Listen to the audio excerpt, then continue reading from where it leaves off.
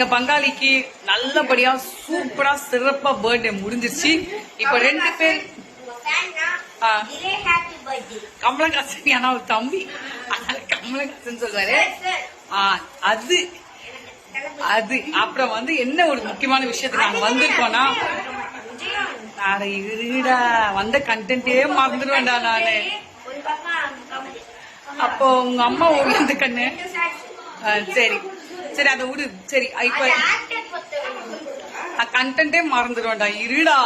இப்ப என்னன்னா அவருக்கு நேற்று பர்த்டே வருது. சோ நிறைய கிஃப்ட் எல்லாம் வந்தது. அந்த கிஃப்ட்ல முக்கியமான ஒரு கிஃப்ட் காசு வந்தது. இப்போ அந்த பங்கை பிரிக்கிற மாதிரி நாங்க ஒரு இது இருக்கு. சோ அந்த பங்கு என்ன எவ்வளவு பிரிக்கிறோம்ட்டு நீங்களும் பாக்கலாம். பங்கு எனக்கு ஒரு ஷேர் கொடு. என்னன்னு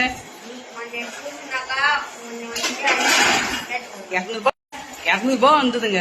நீ ஒரு 100 பங்கு, நான் ஒரு 100, அவ்வளவுதான். பங்கும் பங்காளினா எதுக்குன்னா இது மாதிரி ஒரு விஷயத்துக்கு 2 பேர் நம்ம பங்கு போட்டுக்கிறது தான் பங்காளி.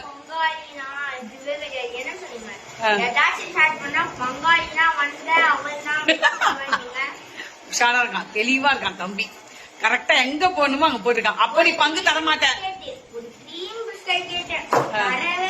இப்ப இதெல்லாம் சொல்ல சொன்னாங்களா? இப்ப தருவியா பங்கு தரமாட்டியா?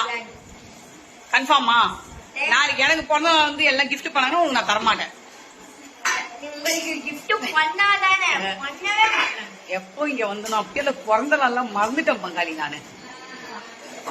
இல்ல பங்காளி சரி ஏதோ நாங்க பிரிக்கலாம் நினைச்சோம். உங்க எதிர்க்க பங்காளி தரமாட்டேன்னு சொல்லிட்டாப்பல.